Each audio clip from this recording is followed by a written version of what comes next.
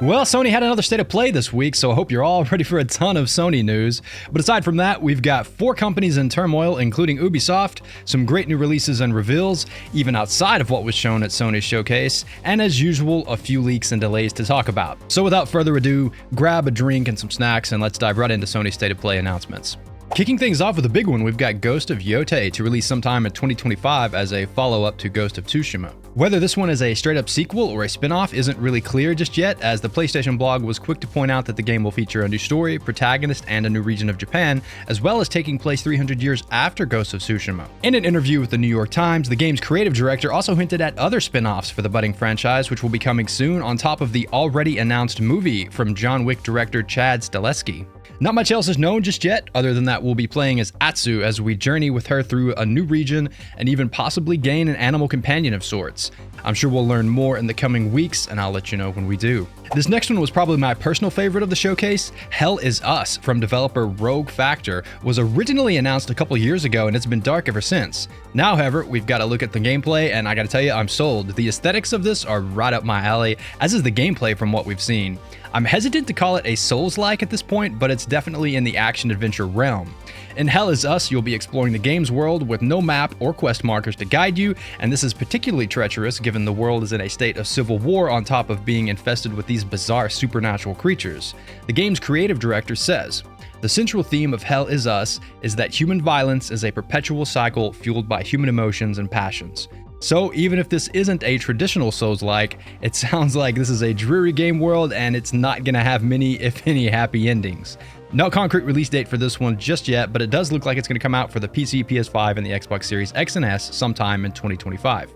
Archage Chronicles, previously Archage 2, was shown off a bit and it's looking pretty alright. It gave me some Dragon's Dogma vibes or maybe even Black Desert. Over in a PlayStation blog post, they say the game will feature epic large-scale raids and cooperative gameplay, offering a diverse array of activities for players to enjoy on the PS5.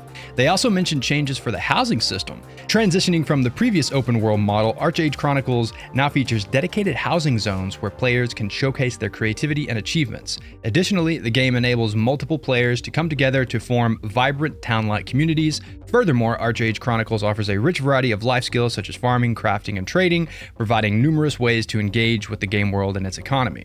I haven't played Archage in years, but I'm tentatively curious to see how this next entry shapes up. I guess we'll see in the coming year. Monster Hunter Wilds also announced its release date as February 28th, 2025 for the PC, PS5, and the Xbox Series X and S.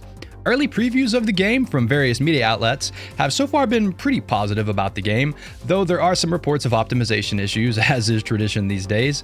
Pre-orders for the various editions are now live if you go in for that kind of thing. Otherwise, it's just a handful of months away for the rest of us. The Midnight Walk from developer Moonhood is a dark adventure with incredible stop-motion animation and an amazing art direction. Everything in the game is sculpted from clay and then 3D scanned, which results in this really cool looking trailer you're seeing. The game can also be optionally played in VR, which sounds potentially nausea-inducing, but I'm sick at the moment, so I could be projecting a little bit. Aside from what we see here in the trailer, there's not much else to talk about just yet, as there isn't even a rough release date, but like many of these reveals this week, I am curious to learn more. This next one, though, is a head-scratcher, but apparently Sony thinks Horizon Zero Dawn, the 2017 game, already needs a remaster, and sure, there's no doubting that this new trailer definitely looks better, but I mean, why? Surely that money could have been better spent on a new Horizon game or some other project? The original doesn't look that bad, and certainly not bad enough to warrant a full remaster, but whatever, they're gonna do it anyway. They've even re-recorded 10 hours of dialogue, which is cool, I guess. My confusion aside, one thing that actually is nice is that those of you who do own the PS4 version of the game will be able to upgrade for just $10, so that's not bad. Oh, and the LEGO Horizon Adventures game also has a release date now for the PC, PS5, and the Switch, and it'll be coming in just a couple months on November 14th. Do you guys remember the Legacy of Kain Soul Reaver remaster that has leaked a couple times now? Well, we finally have it confirmed, and on top of that, Blood Omen Legacy of Kain will also be added to the PlayStation Plus catalog. For those unaware or maybe too young to care, Legacy of Kain Soul Reaver was directed by Amy Hennig, who you may know from the Uncharted series, and it was also developed by Crystal Dynamics back in the 90s. So, if you'd like to take a trip to the past to see the beginnings of Hennig's career or Crystal Dynamics' early work, this remaster looks to be a good history lesson. Sony State of Play also showcased a couple promising VR titles, starting with Metro Awakening, which looks like it's capturing the game's dark, apocalyptic atmosphere quite nicely. Early previews of the game are solid, with previewers enjoying the uneasy atmosphere, immersive physicality of the controls and environment, and apparently the game's great sound design comes in really nicely through VR, or at least that's what the previewers are saying.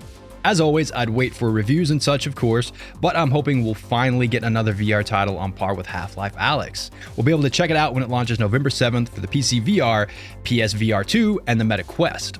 The other VR title is unfortunately exclusive to the PSVR 2, at least for the time being, and that's Hitman World of Assassination. I really hope this one comes to PC VR at some point because it looks like it has a lot of potential. The Hitman games are already full of content, and by design they encourage experimentation and exploration, and what better way to experience that kind of design than fully immersed in VR. But I've already got a Valve Index, and there's no chance in hell I'm going to buy a PSVR. In any case, the game really does look great. Rather than just porting the game into the VR space, IO Interactive seem to have spent a good amount of time rebuilding the mechanics from the ground up to take advantage of motion controls. Plus, if you already own the game for the PS5, it is only another $10 for the VR version upgrade, so that's pretty nice. Still, VR exclusives are one of the dumber types of exclusives currently going on. VR is already niche, and further segmenting it with exclusives is just going to stunt the VR industry's growth even further. If Hell Is Us hadn't got my attention so unexpectedly, the Lake House DLC for Alan Wake 2 would probably have been my favorite. I loved Control, and I can only imagine that this DLC will be feeding into Control 2 in some form. I've been holding off on picking up Alan Wake 2 until the DLC was complete, but now I think the time is almost here. Information is still really sparse, even the trailer doesn't give that much away, but we won't have to wait too much longer as the DLC is set to launch sometime in October, and if I had to guess, I'd say probably close to Halloween. Lastly, there were some shiny new PS5 Slim covers that were nice and all, as well as the already announced PS5 Anniversary Edition, but I just can't be bothered to write a paragraph on those things. I feel like crap, and I'll be honest, I just don't care about cosmetic cases or overpriced hardware. So you'll have to get your fix somewhere else for that stuff. There were also a handful of other announcements I've skipped for similar reasons, but for completionist's sake, I'll give them a shout here just for those of you who may be interested. Fantasia Neo Dimension will be releasing December 5th of this year. Towers of Agasaba, I've never even heard of that one, enters early access this November. The Lunar Remastered Collection was announced for the spring of 2025. Astrobot is getting a speedrun DLC with 5 new levels and 10 new bots. Teenage Mutant Ninja Turtles Shredder's Revenge is also getting a couple new DLC characters. Dynasty Warriors Origins showed off some new gameplay and dated their release for January 27th, 2025. And lastly, there was some Stellar Blade news that I will be covering, but we're going to get to that in a bit. Oh, and one last thing. This wasn't part of the State of Play showcase, but God of War Ragnarok launched last week to an immediate review bombing thanks to its PSN requirement. Soon after, a modder released a way to skip the PSN requirement, only for it to suddenly disappear along with the GitHub repository. At this time, no one really knows what happened, but let's be real, everyone knows what happened.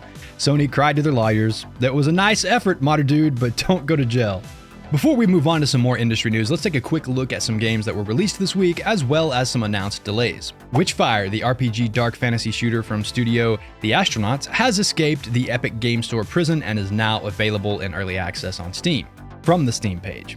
Witchfire is a single-player RPG shooter from the creative minds behind Painkiller and Bulletstorm. Embark on perilous expeditions, vanquish foes to enhance your powers and arsenal, scavenge valuable resources and retreat to your sanctuary, or push your luck by confronting familiars, the powerful guardians of the witch. Tiny Glade is a cozy style game where all you do is build dioramas of your own tiny glade. Don't expect much in the way of gameplay here, as there's no combat, management, or even objectives, but if you're into building and decorating, aren't these animations slick? Currently, the game is setting at overwhelmingly positive with almost 2,000 reviews over on Steam, so if this looks like something you'd enjoy, maybe give it a try. The first Greedfall was a flawed but enjoyable game that offered a solid foundation to build on, which is why I and many others were looking forward to Greedfall 2. Unfortunately, publisher Nacon seems to have jumped the gun again and pushed Greedfall 2 out into early access before it was ready. The game is currently sitting at mixed over on Steam, with many, including Eurogamer, a little confused about the plot switch and the real-time with pause combat changes. That said, the reviews are mixed rather than straight up negative, so the title already has some fans, and hopefully after a little bit of time in early access, the devs will nail down their vision just a little bit better. Those combat changes though, why the devs didn't simply refine the action combat of the first game rather than implementing this awkward pause-based system is a little baffling, but let's move on. Disney Epic Mickey Rebrush has launched to pretty favorable reviews, with a mighty rating over on OpenCritic, although critic recommendations aren't the highest. IGN Spain's Estrella Gomez gave the remaster a 9 out of 10, saying, "Disney Epic Mickey Rebrushed brings back the beloved Wii classic and does it spectacularly. In addition to having the basics such as improved graphics, the remake adds new features to the original adventure such as improved control and new moves for the main character. It is sure to become a real gem for fans of the animation studio." While Ken Talbot of Push Square gave the game a 7 out of 10, saying, "Epic Mickey is still an enjoyable platform with impeccable artistic talent driving it. The repetitive combat and exploration remains, but the rebrushed update goes some way to remedying those shortcomings." Alright, History Untold from developer Oxide Games released this week 2 decent reviews over on OpenCritic with a overall strong rating and 74% of critics recommending the strategy game. Steam reviews, on the other hand, are a little bit more mixed, with some gamers upset by a lack of polish, optimization, and buggy behavior, so take that for what you will. Fans of Civilization and other games in the genre may want to dig a little bit deeper before opening your wallet, but overall it looks like Ara History Untold may be an alright addition to the strategy gaming catalog. Moving right along, we've got Bloomtown: A Different Story is a narrative JRPG mixing turn-based combat, monster taming, and social RPG elements set in a seemingly pleasant 1960s Americana world. Join Emily and her group of friends to save their cozy town from the demonic creatures that live in the hearts of its residents. That's taken straight from the Steam page, and although there aren't a ton of reviews just yet on Steam or on OpenCritic, this one's aesthetics and concept really caught my eye. I haven't tried it yet, but the early reviews are looking promising. Take a peek if it caught your eye too. Of course, The Legend of Zelda: Echoes of Wisdom also launches this week, the day this video goes live, but as it stands with the early reviews, we've got a mighty rating and 89% of critics recommending. Not at all surprising, but for those who were on the fence, the game is looking pretty good, though there are some performance issues some people are having, namely frame rate problems, so your mileage may vary. Aside from its release this week, we also got a few other tidbits of information when the game director and first female lead of a Zelda title, Tomomi Sano, answered some questions during a Nintendo Q&A. One of the things we learned is that early pitches for Echoes of Wisdom were more akin to a Mario Maker game, where players could build their own Zelda-style dungeons, but eventually that idea morphed into what we've got here. Also, the reason for Zelda taking the center stage over Link came down to game mechanics. Since they didn't want players to simply sword and board their way through the game like always, they put Link in timeout and gave Zelda the Tri-Rod. In any case, the early reviews of Legend of Zelda: Echoes of Wisdom seem to be another solid entry into the franchise. And I've covered this next one before, but Shadows of Doubt is finally leaving early access this week, and I love these kinds of games. If immersive sim sandbox games with stealth elements and tons of replayability are your kind of thing, maybe give it a look. It's been in early access on Steam for a while, which has garnered it almost 10,000 very positive reviews, with almost 250 mostly positive recent reviews. The art style may not be for everyone, but you can check it out on the PC, PS5, and the Xbox Series X and S. Moving into some industry news, last week Nintendo finally unleashed their legion of lawyers on the Palworld studio Pocket Pair, and while the initial filing was sparse, claiming multiple patent infringements, this week we've got a few more details. A patent attorney in Japan has pointed to the Pokeball mechanic as a likely point of contention in the coming legal action. The specific patent in question wasn't filed until the summer, but it's attached to a filing from December 2021, so that means it is eligible to be usable in any lawsuit brought against Pocket Pair. But this is just one patent lawyer's thoughts, as currently Pocket Pair doesn't even have the final complaint in front of them, which will list all the alleged infringements.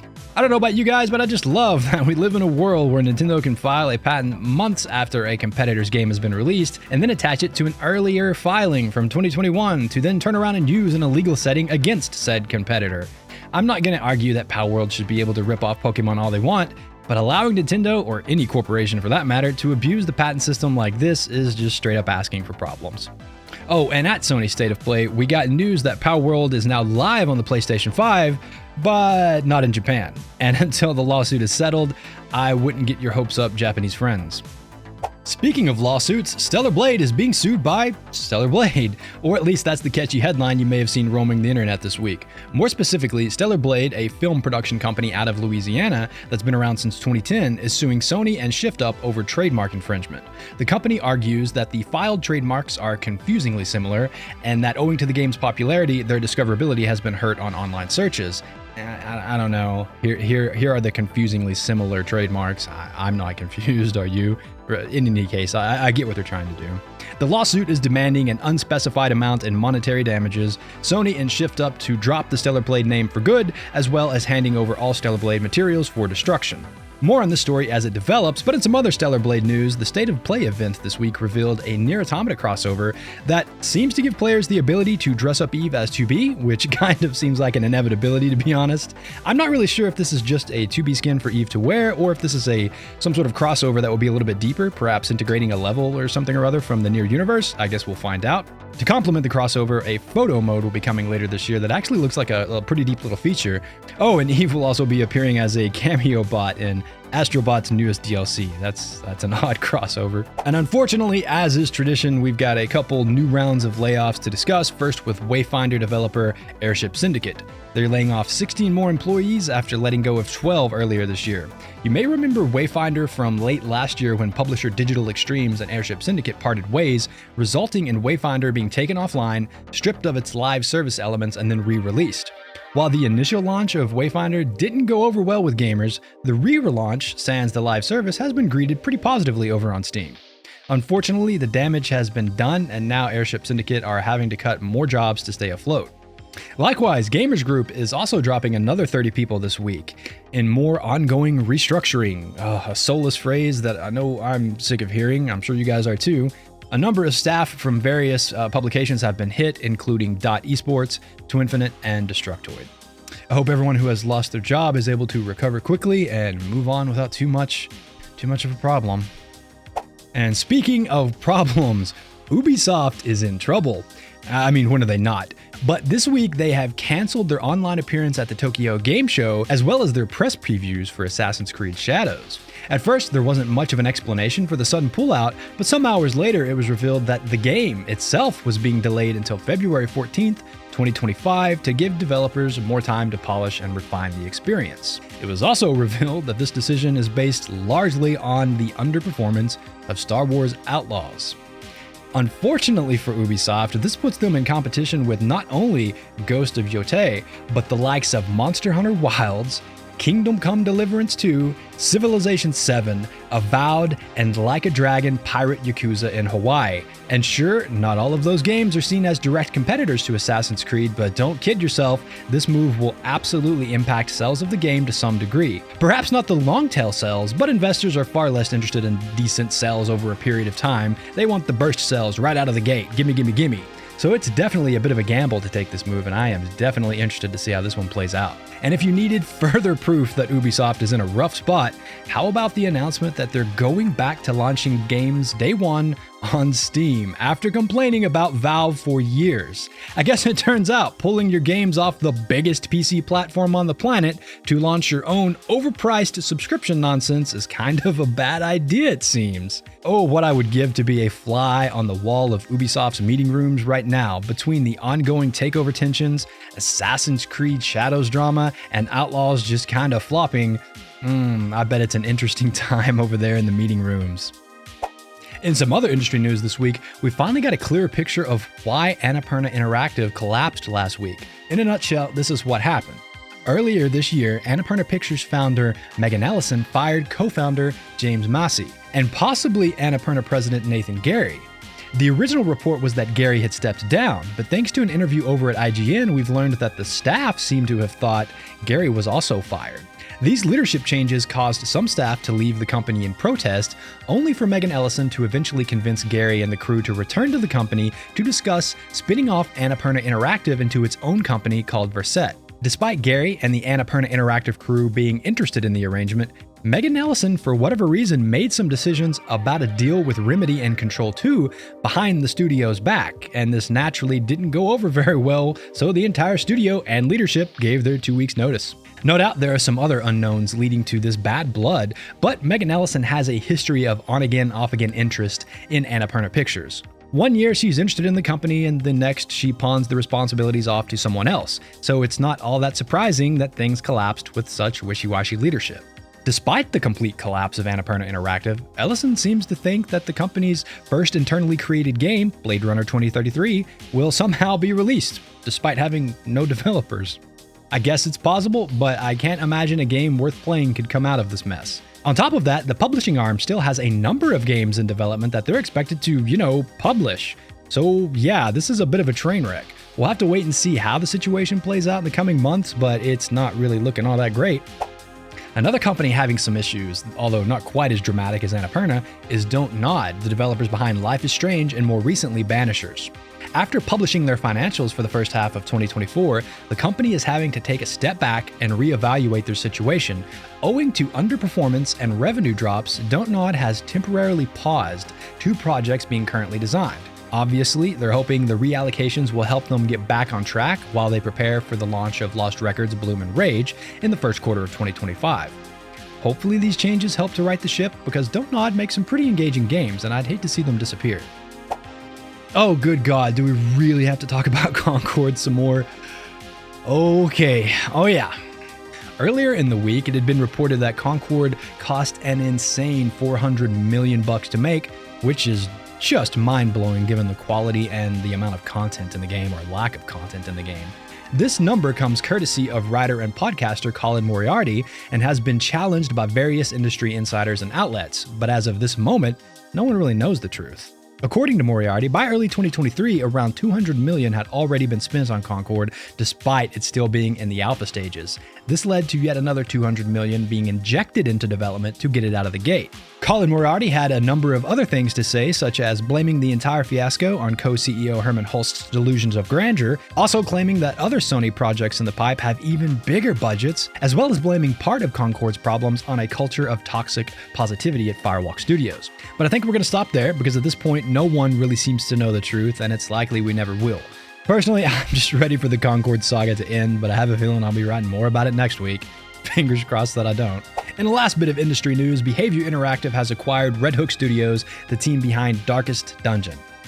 Yep, just days after Midwinter was shut down, only 2 years after being bought, Red Hook Studios have decided to hitch their wagon to Behavior Interactive. Obviously, this deal has been in the works for a while, but the optics are pretty awful. All 29 members of the Red Hook team have been retained for now, but like most of you, I've got a bad feeling about the studio's future.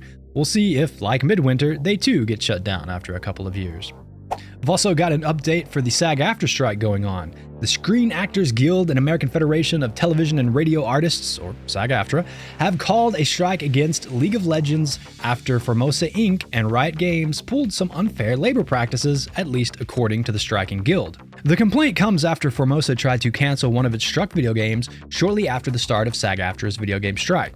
When they were told that was not possible, they secretly transferred the game to a shell company and sent out casting notices for non-union talent only. SAG-AFTRA charges that these serious actions are egregious violations of core tenets of labor law, that employers cannot interfere with performers' rights to form or join a union, and they cannot discriminate against union performers. The unilateral and surreptitious transfer of union work to non-union shell company is an impermissible and appalling attempt to evade a strike action and destroy performers' rights under labor law. Obviously, that's coming from SAG-AFTRA's website. Well, it was looking to be a bit slow this week until Sony State of Play, but in the end we got there, and now we've got even more great games to look forward to. But what about you? Did I gloss over or skip anything that caught your eye this week, either from Sony State of Play or other sources? Let me know down below, and maybe I'll take a deeper look for future videos.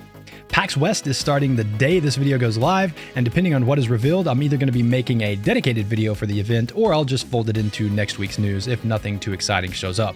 As always, thanks for hanging out and watching. It means a lot to me and the YouTube algorithm. If I don't see you earlier in the week, I hope you'll join me next Thursday for another weekly gaming news recap. Stay safe out there. See ya.